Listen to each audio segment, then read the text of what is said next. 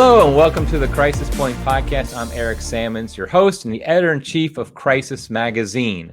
Before we get started, I just want to remind people to like and subscribe to the channel, whether podcast or on YouTube or wherever you're watching or listening. Today we have, I think I'm real excited about this one. We have Joseph Pearce here today, and I'll go through his biography in a minute, but we're going to be talking about Alexander Solzhenitsyn, who I think is one of the giants of the 20th century, and I think can be an example for us today. Now, Joseph is a native of England. He's an internationally acclaimed author of many books, which include bestsellers such as The Quest for Shakespeare, Tolkien, Man and Myth, C.S. Lewis and the Catholic Church, Wisdom and Innocence, A Life of G.K. Chesterton, Old Thunder, A Life of Hilaire Belloc, Solzhenitsyn, which A Soul in Exile, which is what we're going to be talking about today. He's the director of book publishing at the Augustine Institute, an editor of the St. Austin Review. He's a series editor of the Ignatius Critical Editions, senior instructor with Homeschool Connections, senior contributor at Imaginative Conservative, and I'm going to leave the best for last, which is he's a contributing editor to Crisis Magazine, and he's the author of a series, In the Nutshell series, that we're doing this year, which has been excellent, where he explains the great works of literature in a nutshell. Our last one, I think, was our 16th one, or 16th or 17th, and it was on Othello, and I believe the next one's on King Lear. So I encourage you to, I'll link to that in the show notes. I encourage you to read that.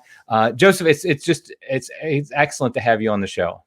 Well, it's a joy to be with you. Obviously, I've admired Crisis Magazine for many years, and it's been an honor to be involved as a contributing editor to Crisis Magazine for the last however long it's been, year or two. So, so thanks for having me, and it's obviously now a joy to be on Crisis Point. Yeah, great. Thank you. So what we want to talk about today is Alexander Solzhenitsyn, who, like we said, was a giant. And I think he has a lot to say to us today. Now, here's the thing about him. I feel like everybody knows about him.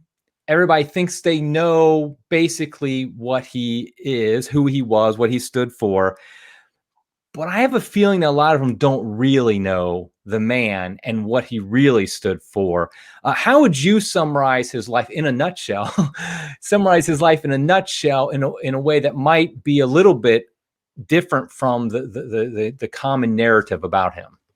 Yes, I'll happily, hopefully, rise to the challenge of trying to put Solzhenitsyn in the nutshell for you. That's what I'm trying to do for Crisis on an ongoing basis. But before I do that, as a preface to doing that, I would say that the primary motivation for my writing my biography of Solzhenitsyn was the fact that no other biographer, in my judgment, had succeeded in portraying Solzhenitsyn in his full objective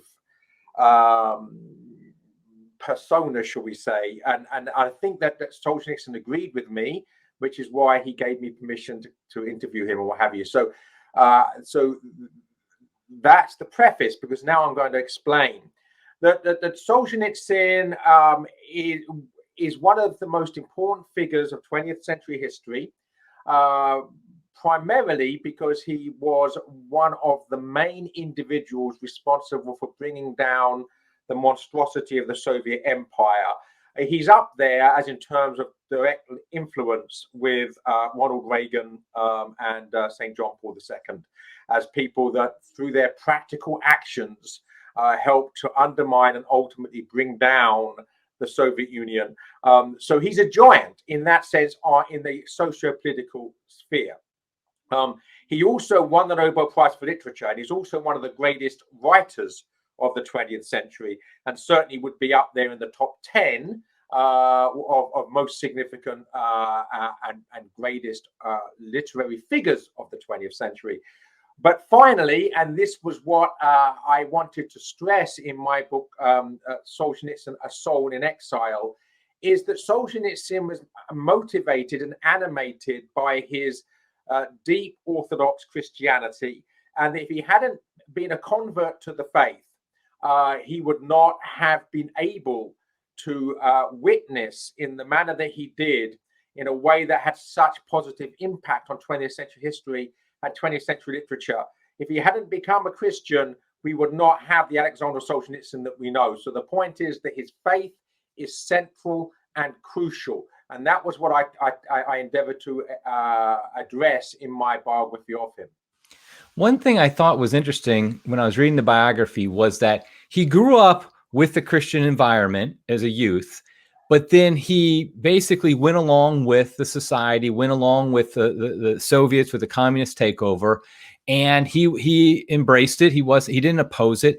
And I just thought that was interesting because we just see how, I think we see that today with so many people who grow up maybe in Christian homes, but then they fall away. And that's essentially what happened to him. But then what was the turning point then that turned him back around to not only oppose communism and oppose the Soviet Empire, but also to embrace the faith of his childhood? Well, yeah. So the first thing is, I don't think we should overstress the faith of his childhood.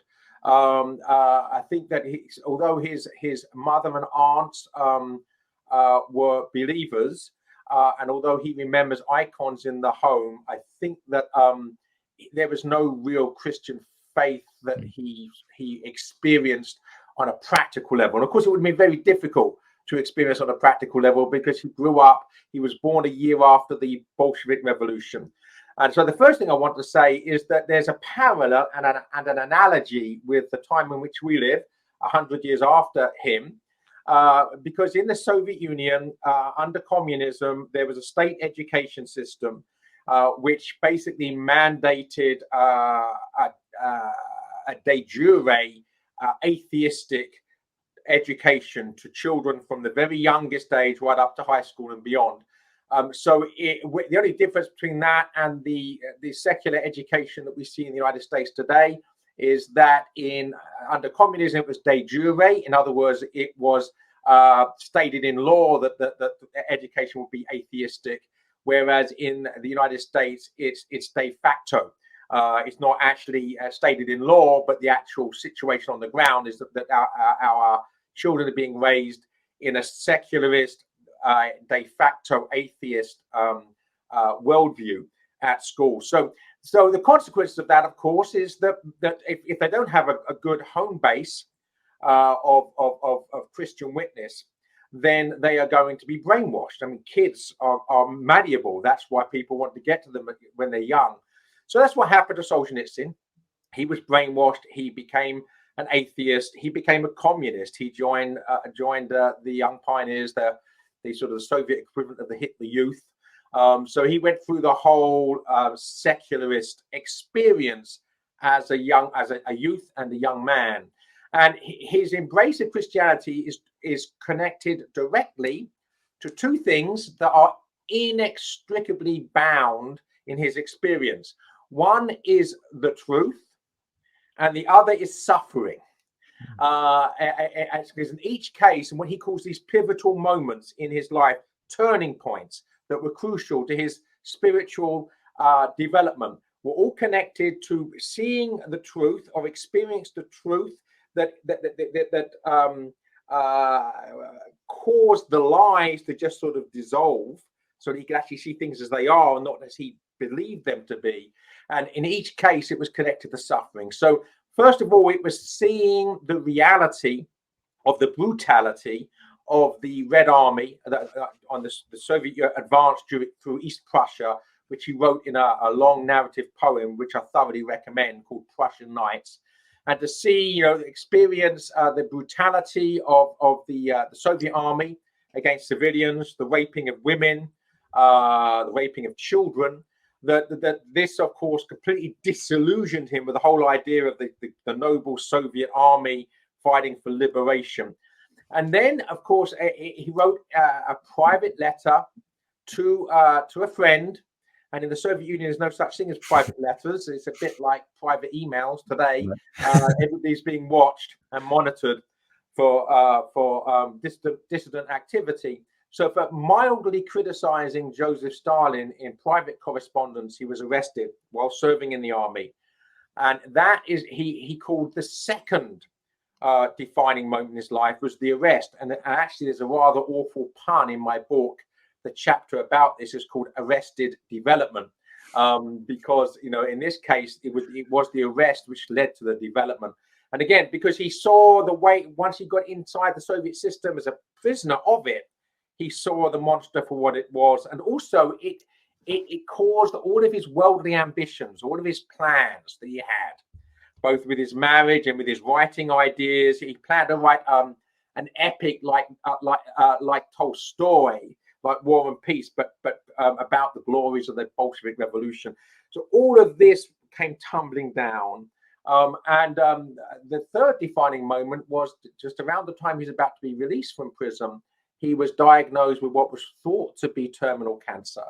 And then this again, all of his plans came tumbling down with the imminent presence of death.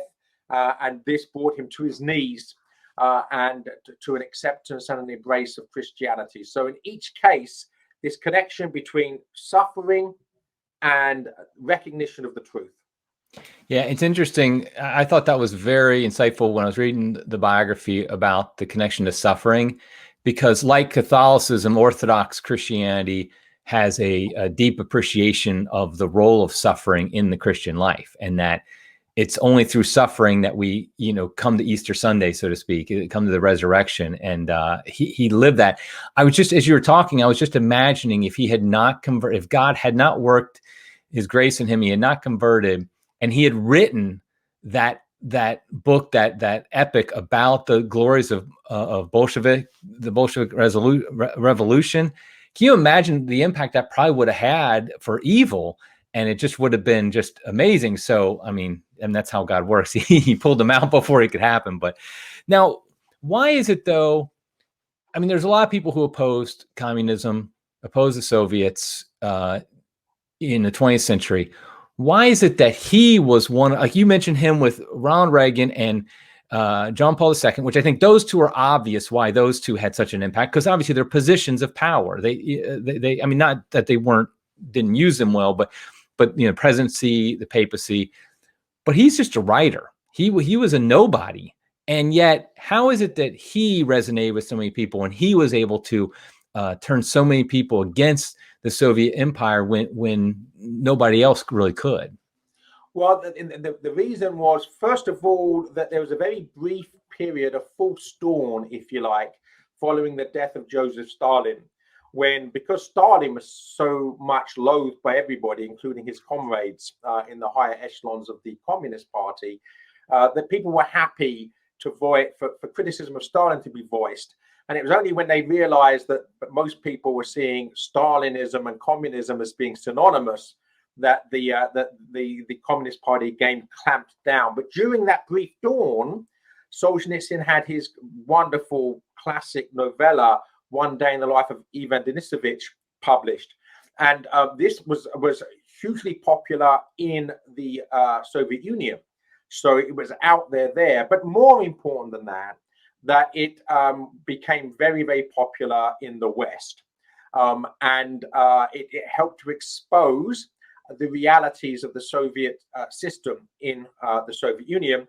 And again, timing's important. And we talk about the hand of God, providence, because this was being published not long after the Soviet tanks had rolled into Budapest in 1956. And that was, again, very important. It's saying, it's pride preceding a fall, that those who are governed, this is why the culture of death ultimately commits suicide. We see it here, that act of repression on the part of the Soviet system in marching, in bringing the tanks into Budapest, turned the West against the Soviet experiment. Up until then, the left in the West embraced the Soviet Union as this great leap forward for social justice. Following Budapest, that could not be the case. One Day in the Life of Ivan Denisovich came out shortly after that. So it's part of keeping that momentum of anti-Soviet reaction going. And then most importantly, the Gulag Archipelago, when that was published, and obviously it was banned in the Soviet Union, but when it was published in the West, caused such a stir.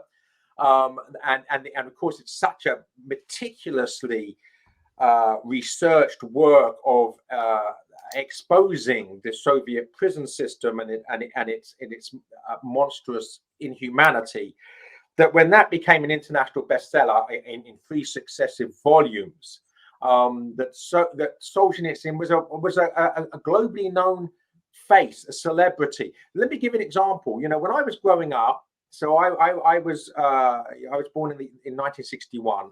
So when I was a child, you know, certain faces did not need captions in newspapers, and I was a child. I wasn't political, you know. So you could see a picture of Elvis Presley, and you wouldn't have to have the name Elvis Presley underneath. You'd know it was Elvis Presley. But the same thing was true of Alexander Solzhenitsyn. His face, his distinctive features, you just knew it was him without any caption. That's how famous he was. And then the courage of his witness, together with his international celebrity, made him an enemy of the Soviet Union that was actually too big even for them to take out. Although we do know that in the early 70s, from the released KGB files, which were not available to me in the first edition of my biography, but the second edition, I added it, that there was an attempt on his life using a toxin by the KGB. He became very sick, but failed to die. But then after that, he really became untouchable. So that's why they cast him into exile, because were they to be seen to kill him, the whole world would be in uproar. So right. Ironically enough, his courage and his witness protected him. Amazing. Now, you mentioned how he was embraced by the West, but you mentioned in the book that the West basically wanted to turn him into a proponent of all things Western. And so it was, what year was it that he came over to America? 76 or 76, I think, was he moved. He spent 2 years in Switzerland and then moved to Vermont, I think, in 1976. Okay. Next is 74, so that would make sense. Right. Yeah. So right there in the mid 70s. But then the West wanted to make him a proponent of everything Western, but yet he wasn't. I mean, he was still, first of all, he was still Russian. I mean, he never, denied his heritage, and he wasn't a proponent of everything that was going on in the West. What was the tension there? What was it that perhaps Solzhenitsyn was advocating that the West wanted to ignore and maybe kind of tap down? Well, for me, one of the key litmus tests or acid tests of whether someone is a bona fide good person in terms of understanding the world politically and culturally is where they stand on Solzhenitsyn's very famous 1978 Harvard address. So Solzhenitsyn, for those first few years when he was in the West in exile, was the honeymoon period. The Western media loved him. As you said, they just thought he was going to defend what they considered to be Western values. And so when he gave the Harvard address, we basically said that the Soviet Union and communism is unmitigated evil, but so is basically the hedonism and the liberalism of the modern West, and that Russia has nothing to learn from this decadence. Now, once he basically made his views known, then he immediately became an enemy of the people as regards the Western media, and became anathema from that moment onwards. And what he said to me, which I think sums this up in my interview with him, he says, people think that I'm anti-Western, because after that they started to call him a Slavophile, right, as a term of abuse, as if it's wrong for someone to love their own people, right? But he said, people think I'm anti-Western. He said, I'm not anti-Western. I see Russia as part of the West. In other words, part of Christendom, okay? He said, if the Iron Curtain had come down and the cream of Western culture had come over the top and had infused Russia, I would have rejoiced. He said, but what happened was the Iron Curtain came up and all the dregs of Western decadence seeped in underneath. The mafia, the hedonistic lifestyle, the sex, drugs, and rock and roll, the crass materialism, the corruption. So we have to distinguish between the two, right? That Solzhenitsyn is very pro-West if we understand the West as being Christendom. But if we understand the West as being post-Enlightenment decadence, then he's an enemy. Right. And that connects, of course, to his Christian faith. My wife was a Russian studies major as a at a public university. This was a number of years ago, and she took a upper level class on a course on him, and she said that his Christian faith wasn't even mentioned, basically. And this was this is in the early 90s, so he was still alive at this point, and it wasn't even mentioned. And I mean, there's the obvious reason why it's ignored by people who hate the Christian faith, but why is it that so many people who admired him for a lot of things would downplay or ignore his Christian faith?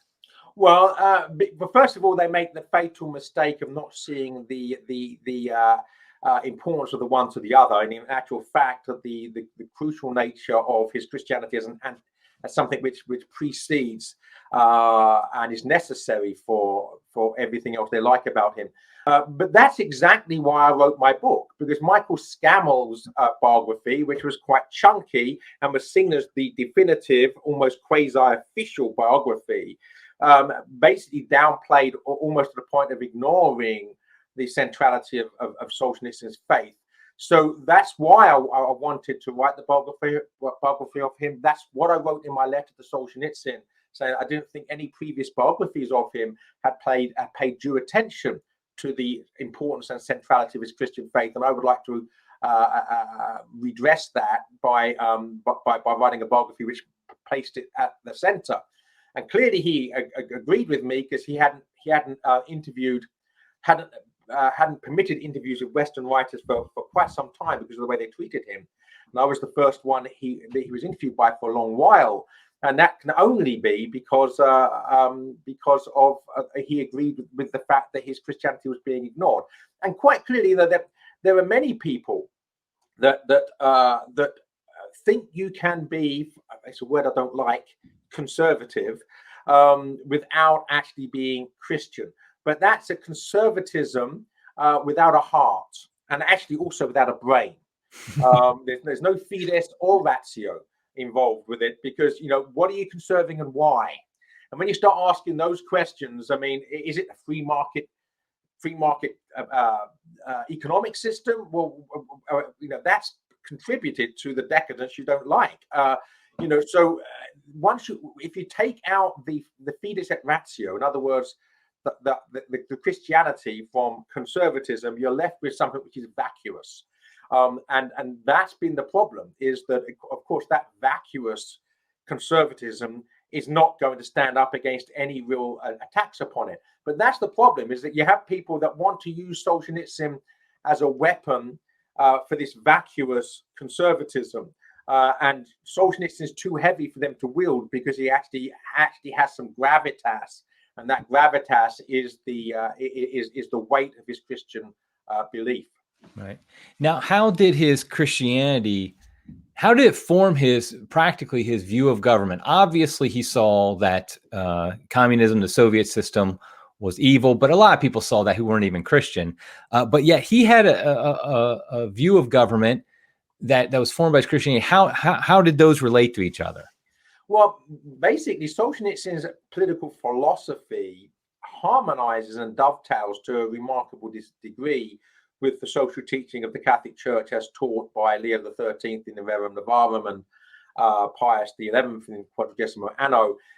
Concepts of subsidiarity, concepts of democracy is only possible if it's local and it's grassroots, and the power is devolved upwards and outwards from the family and the locality, not imposed downwards by a big central government. That's at the heart of Solzhenitsyn's understanding of politics, which is why when he's called a fascist, which of course is a word that seems to apply to just about everybody, but insofar as fascism is supposed to mean somebody who believes in a big, heartless, unrepresentative, undemocratic government, that's the complete opposite of what Solzhenitsyn has been advocating in terms of political philosophy, which basically is, we need, if democracy is a good thing, we need to make it democratic. And the problem we're living in now, we're living mechanisms that are, again, pretending to be democratic, but where power is being progressively centralized into fewer and fewer hands. Politicians in bigger and bigger governments, and global corporations who aren't elected by anybody, who largely control the politicians. That's not a democracy, and that's the problem. Yeah, right. And didn't he first went, you said, to Switzerland, right? And didn't he admire the system they had there? He It's like a did. model. Yeah. The Swiss canton system, which is very democratic. And for instance, I can't remember the figures now, but if a certain number of people sign a petition, the Swiss constitution makes it compulsory for there to be a referendum on that topic. Everybody in Switzerland is not only allowed to bear arms, they're required to bear arms. That's not the reason socialists like them. I thought I would mention that. Right. I didn't know that. That's amazing. Yeah, the point is that the citizens are responsible for the defense of the country in terms of politics, in terms of military defense and everything else. But the key thing is that the canton system, there's real power at local level, which is devolved upwards to central government, not the other way down, other way around. And Solzhenitsyn also saw similar patterns in some of the reforms made prior in the 19th century, prior to the Bolshevik Revolution, by genuine reformers who were not socialists. And basically, the Bolshevik Revolution destroyed what might have been a very healthy, authentically democratic and localist way of governance in Russia by imposing, of course, this top-heavy party control. Right. Now, a lot of this, what you're saying, it seems to be very about his view of Solzhenitsyn's views and everything. Now, he's been passed away. What is it? 13 years now? Was it 2008 that he passed away? Yeah. Okay, so it's about 13 years now. It's also obviously very applicable to today, and it clearly there's some connection there. What would you say is the I guess, what would you say, if Solzhenitsyn were alive today, and I know you can't really speak for him, but if he were alive today, what do you think he would be most, I guess, two questions here. What would he be most happy about with what's going on in the West?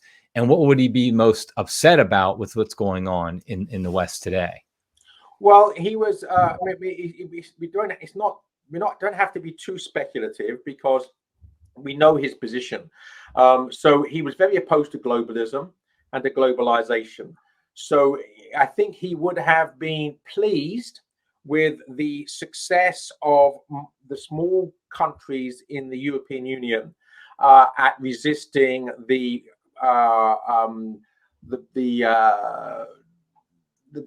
move towards globalism that the European Union represents.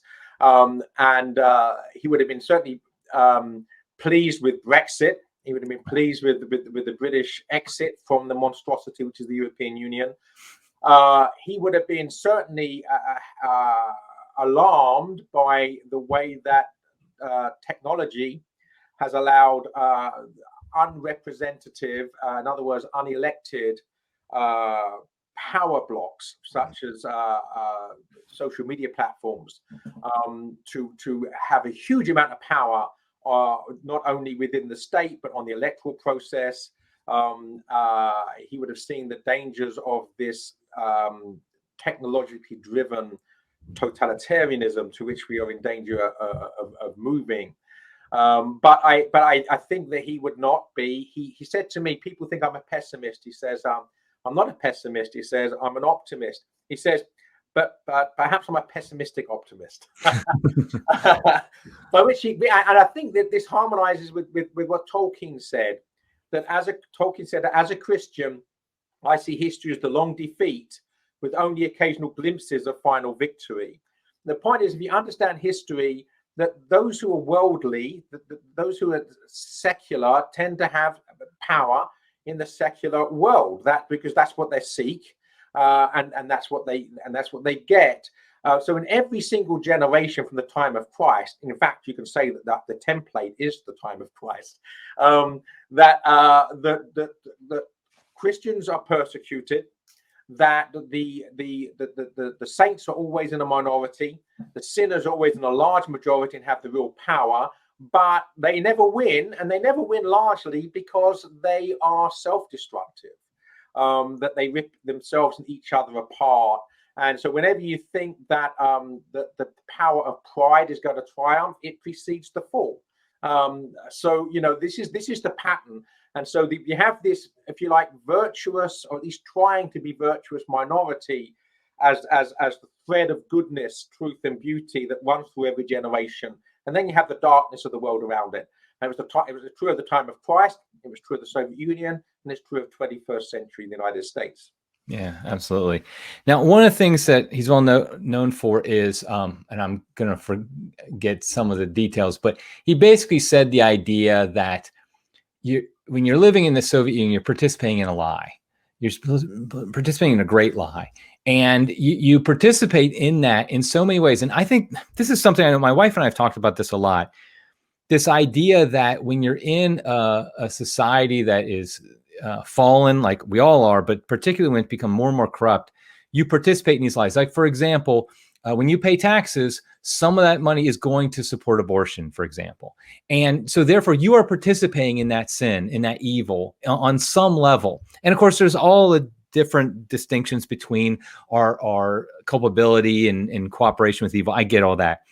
But I think one thing that, he talked about was how he tried to resist participating in the lie. And he tried to do that in the Soviet Union. What would he say to us today when we have so many lies around us that we participate in?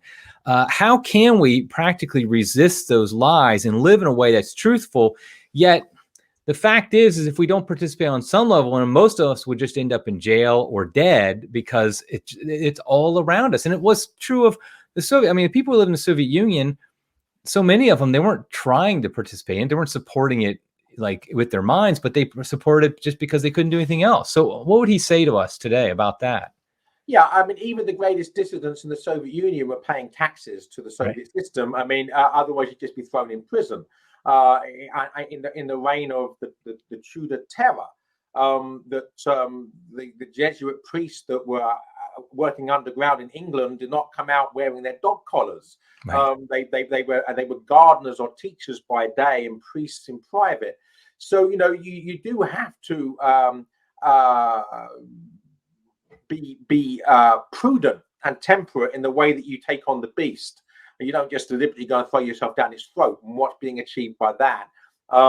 So the key thing is that we have to disengage from the monster, from the dragon, as far as that is possible. And the way that we do that ultimately is by supporting the regeneration of local culture, local economy.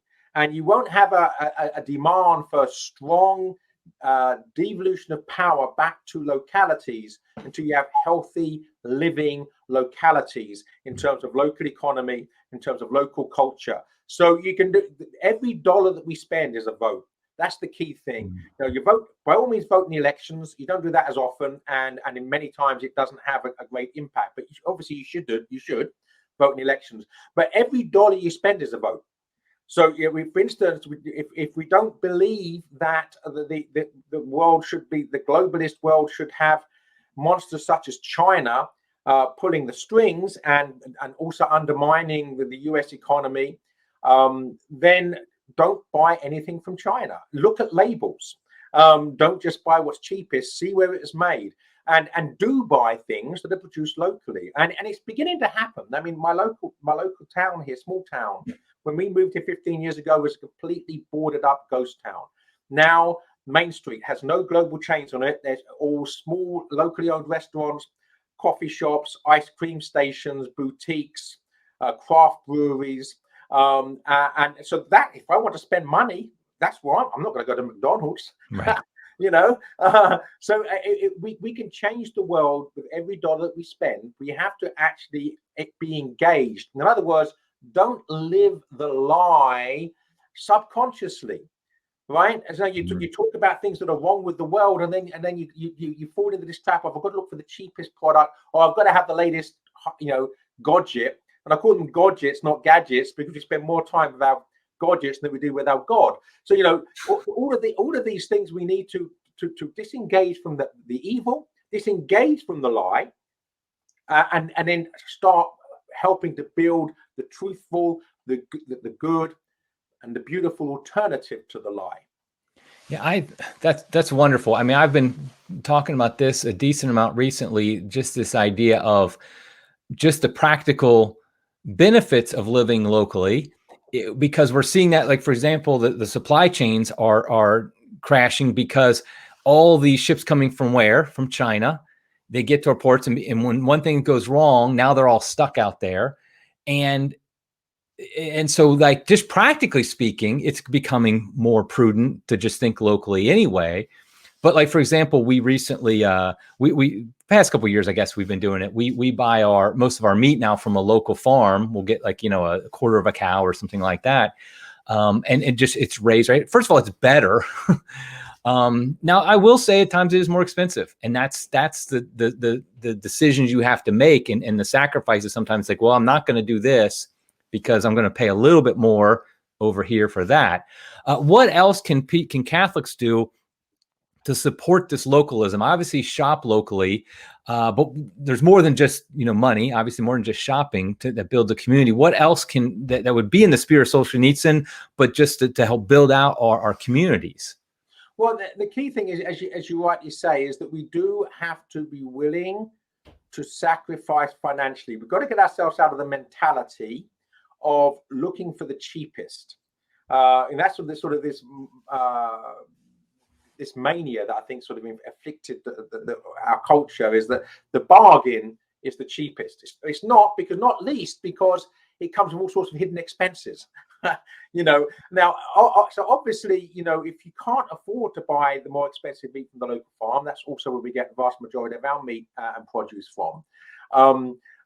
But if you can't afford to do that, well, okay, then obviously you don't do it. But I would suggest that most of us have too much stuff. We buy too much stuff. We certainly have too many technological gadgets which we upgrade far too often. We need to get off of some of these treadmills that we're on, so that we can live a better life. And that's a lower tech life and a slower life, and a life which involves more direct contact, eye-to-eye contact with real flesh and blood human persons, and not spending our time doing what we're doing now, talking to other talking heads and another part of the world.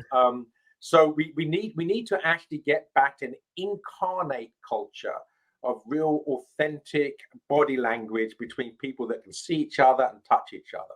Yeah, and I confess, this year we've been had Amazon Prime for about 15-20 years now, however long, almost since it began.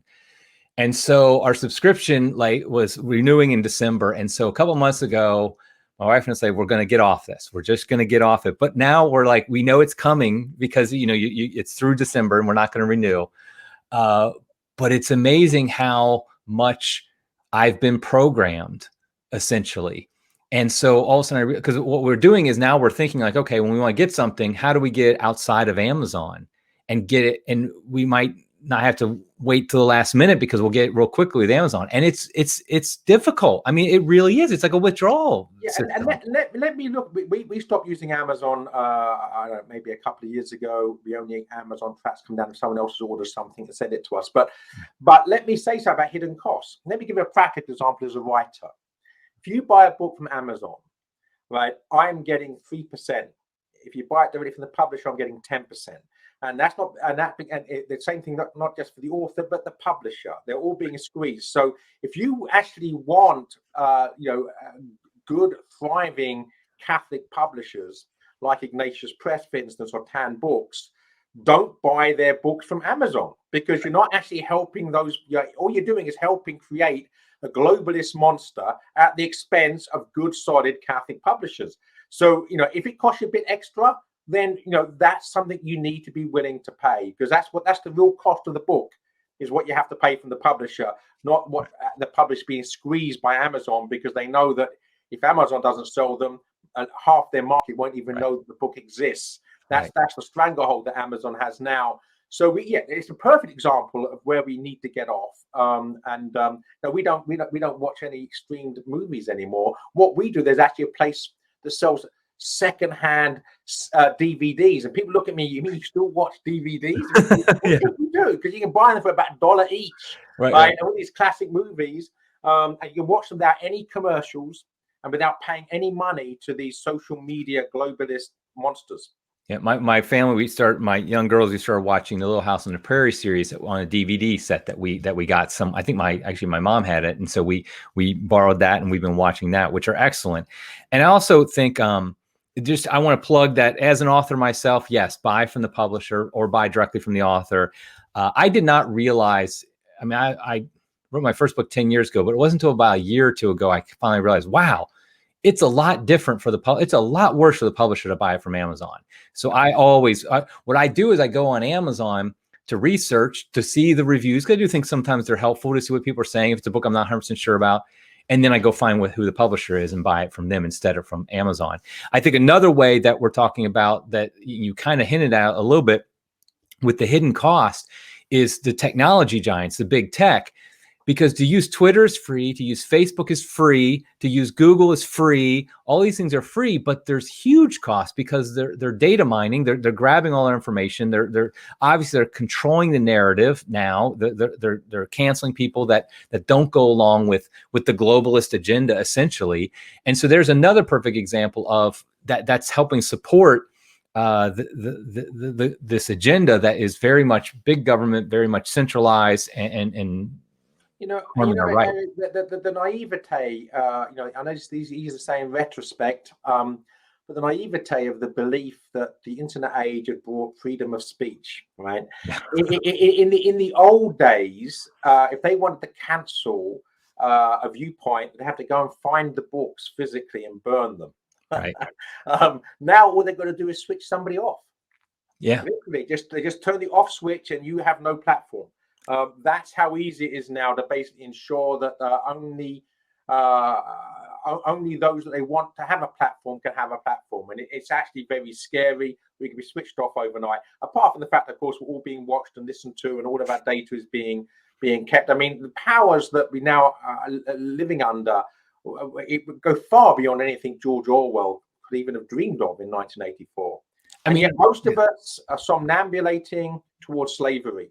Right. And that's one of the reasons why Solzhenitsyn was able to be successful. Yes, there was that little bit of liberalization where he was able to get out. But after they cracked back down, he was still able to get his works out because the Soviet Union, while powerful and could control a lot of things, it couldn't actually control everything.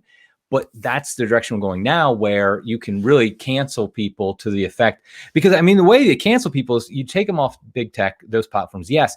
But then you also say some lie about them that then everybody hears and they're told by our masters what to think about that person. Like that person's a racist or something like that. You just throw that out and then that person, nobody listens to him anymore. It's quite amazing when that happens. So yeah, I mean, this sort of calumny has been around throughout all of history, but what technology allows is for it to be spread to far more people far more quickly, and therefore the damage to be much more pronounced. I mean, the analogy would be the nuclear bomb, right? People have killed each other forever. It's not as if the 7 deadly sins have changed, but what technology allows is for somebody to decide to kill 1 million people at once. This technology is definitely a two-edged sword. That's a phrase of Chesterton, said that basically technology is a two-edged sword. And we, ironically, we're living under the shadow of a man-made virus, which is basically was the product of technology. And most people now are more technolotrous than ever because technology is saving us from a curse that technology itself caused. Right. Even assuming that technology is saving us from it, but that's another discussion. Yeah, right. Yeah, exactly. Yeah, I mean that is amazing how we've put our faith in this, and yet in technology, yet it is what is causing a lot of the problems. And obviously, I'm not a Luddite. I mean, I used to be a software developer, and we're on YouTube right now and podcasts and things like that. But if we don't recognize that the priority needs to be local, needs to be, like you said, incarnational. I think that was the great word there, where we're actually talking to real people at our parishes and communities. Eric, can I make a confession to you? Sure. One of my hopes is to actually write a book, or at least an article, in defense of Ned Ludd. Nice. You know, say, I'm not a Luddite, as if, you know, it's a prefix, you know. Right. And normally, as soon as someone says I'm not a Luddite, they're going to say something which is basically Luddite. Right. Yeah. Right. Yeah. if you write at least as an article, please, I would publish it in Crisis in a Second, because it's funny because you know, 20, 25 years ago when I was working in the software industry and when the internet was first getting the .com boom, I was very involved in that with a startup that went crazy. I was completely drank, you know, the Kool-Aid, and I was completely supportive of all that.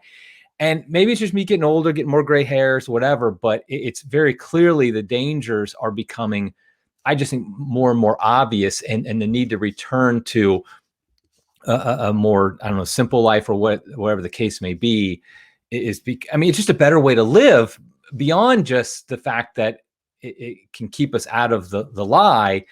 I just think it's a better way to live too. It's just more fulfilling. Well, I mean, I did write something a few years back called "Distracting Ourselves to Death," and I think that the point is, this doesn't make us happy. It means we're living in a state of permanent agitation, where we're all addicted to the screens we're looking at, addicted to the phones, that we're completely restless because we've got to get the next piece of completely useless data that's actually doing nothing whatsoever to lead us towards authentic happiness. You know, so we need to actually switch off, and get back in touch with things that really matter. I mean, I look out the window at reality, see a sunset. Right. And sunsets take a lot of time. That's the beautiful thing about them. The light changes. You can sit there with a good, authentic, old-fashioned beverage and enjoy the sunset. And that is at the end of that, you're going to feel much happier, much more at peace, much less agitated than spending that same time doing anything on the screen. Yeah, last week I got the fire pit going, and we hadn't done it yet. We've had a very warm October here. And we were just sitting out, my wife and I were just sitting there in front of it. And I was just like, this is it right here. I mean, this is it. I mean, we're just sitting here talking. The kids are milling about and just in front of a fire outside. It's nice, pleasant weather. I mean, it was just, no phones, no nothing. So I think what we're saying is Solzhenitsyn probably would not have a Twitter account if he were alive today. We can be absolutely sure of that. And I know one thing I can say is that I don't want to sound holier than thou, but more Luddite than now, perhaps. I've never had a Twitter account. I wouldn't know what to do with one if I did have one. Right, exactly. Well, you're better off for it, I'm sure. Now, just to conclude here, aside from reading your excellent book, again, I just want to encourage everybody to pick this up. Ignatius Press did this, right? Yes, Ignatius did this. Solzhenitsyn, A Soul in Exile.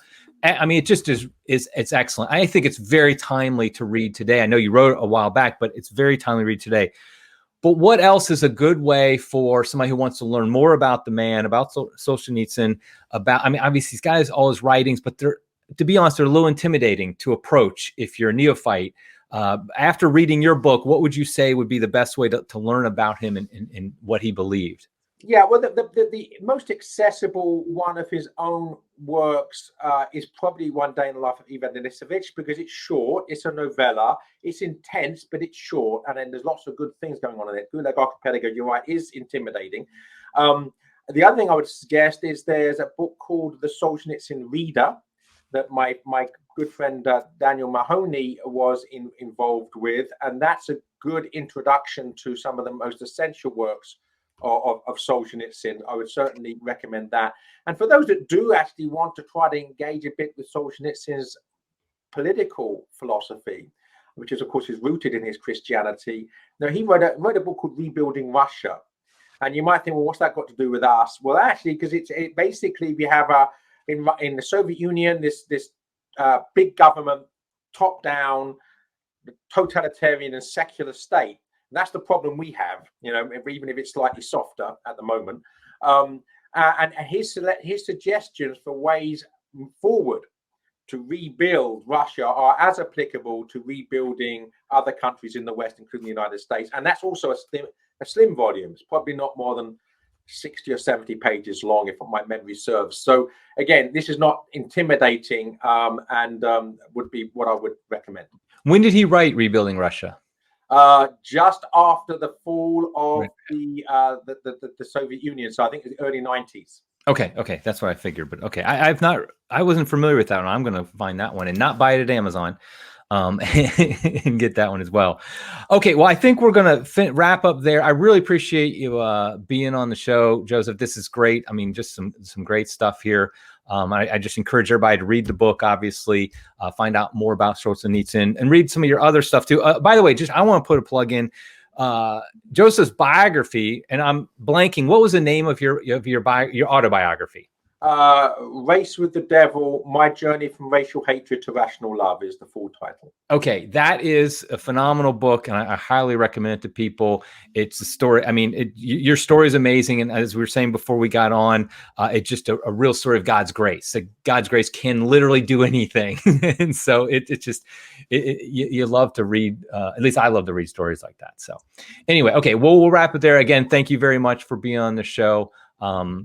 Keep up the good work. Thank you so much. Thank you so much, Eric. God bless. Okay, great. Okay, that's it for now. Until next time, everybody, God love you.